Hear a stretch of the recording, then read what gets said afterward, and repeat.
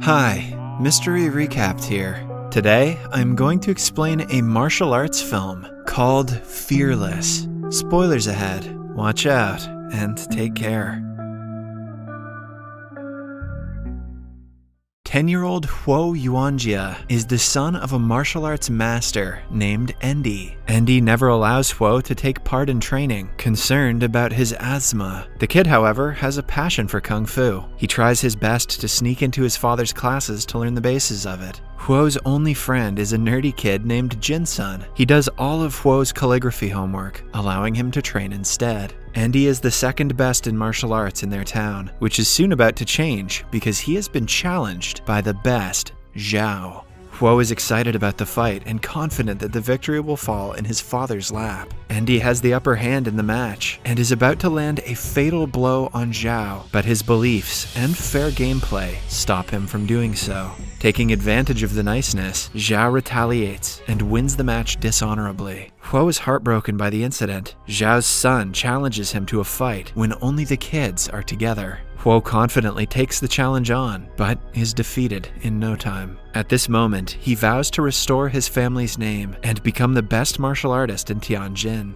He and Jinsun go to his father's library and steal his book about martial arts. Then, using the book, he trains day and night without rest. When Huo finally thinks he is ready, he challenges Zhao's son to a fight again. Zhao accepts the challenge confidently, but is instantly proven weak against the trained Huo.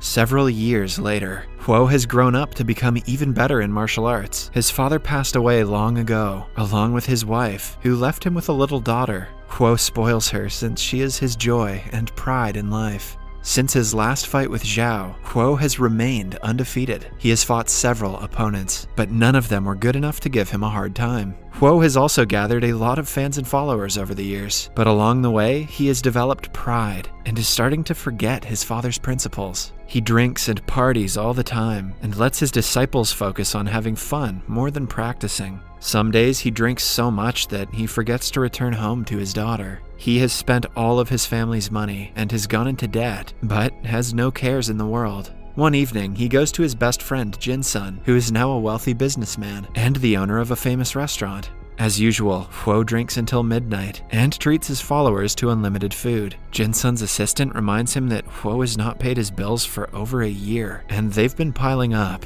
Later that night, Jinsun tries putting some sense into Huo. Jinsun knows that Huo's disciples only like him because he treats them to free food and drinks. He wants Huo to be conscious of his spending habits, but Huo thinks Jinsun is just being stingy. The following day, he bumps into his biggest rival, Qin. He is the only man who hasn't fought with Huo yet, since he has also defeated every opponent. Qin is considered the best in martial arts by many. They get into a slight altercation which hurts Huo's pride. He takes his anger out on his disciples, beating them up while they train. At night, one of his followers has to be brought to him in a stretcher. It turns out that Qin beat him up for some reason. Huo assumes that he did it out of spite and is filled with anger. In Jinsun's restaurant, Qin and his family are celebrating his birthday. Suddenly, Huo barges in with his people and starts drinking at a nearby table. Qin asks him to put their rivalry aside for the night because he doesn't want to fight, but Huo is in no mood to back down. Jinsun also tries to stop him, but is in turn insulted. In a fit of rage, he breaks up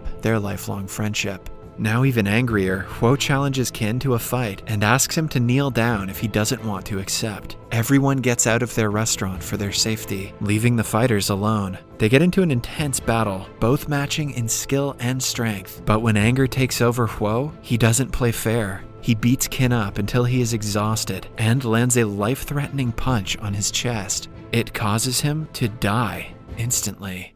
Huo returns home in the morning to see his mother's dead body on her bed. Qin's followers had her killed to take revenge on him. He cries, mourning her death, before suddenly realizing his daughter is also in the house. Upon walking into her room, he is met with the biggest surprise of his life. She is lying on her bed, covered in blood. In her hand is a little pouch that she had promised to give him when he returned home. Broken by the deaths he has caused, Huo steps out of the house when his disciples inform him that the man who was beaten up by Qin had insulted his wife. Qin did not beat him up out of spite, but for his wife's honor. Filled with guilt, regret, and sorrow, Huo doesn't see a reason for him to keep living. He boards the first ship and lies down in a corner, willing to go wherever it takes him.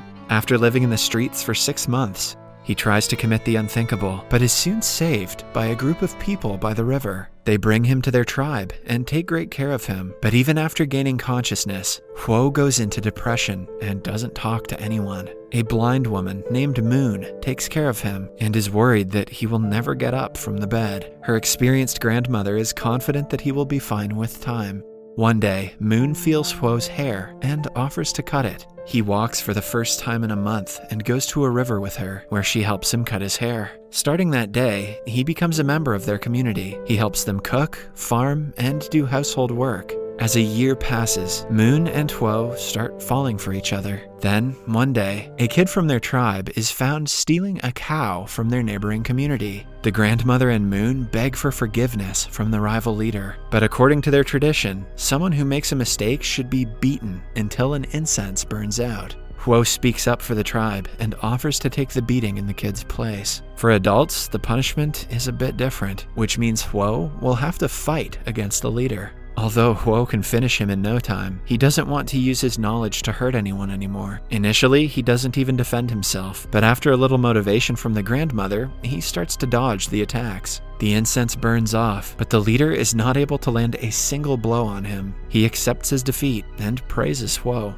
The next day, Huo, Moon, and the children of the tribe are in the field. The children want to learn Kungfu from Huo, but he refuses to teach them. He knows what great power does to people and wants the peaceful village to remain as it is. The children also innocently mention that Huo and Moon are the closest to each other, but the adults ignore the comment. One day, Moon goes to see her parents' grave. This reminds Huo of his parents and daughter, who he abandoned after her death. Now that he is in a better mental condition, he wants to return home to visit their graves. He tells Moon about the plan, and she happily encourages him. Huo promises to return as soon as he can, and asks her to wait for him. In the following scene, we see him enter his hometown, Tianjin, which is now an entirely different place. After the fall of the Qing dynasty, several strong nations attacked China and took over. Tianjin became partially colonized, which caused several foreign residents to reside in the city and influence their culture. Huo goes to his childhood house, which is now an old, shabby place. The family servant Lai Fu welcomes him in. He has tried his best to keep things as they were, but after Huo's departure, a bunch of creditors flipped the entire house to look for money. Huo goes to his family's grave and apologizes to his father. He finally understands why he didn't land the punch years ago, when he could have won the title of the best player.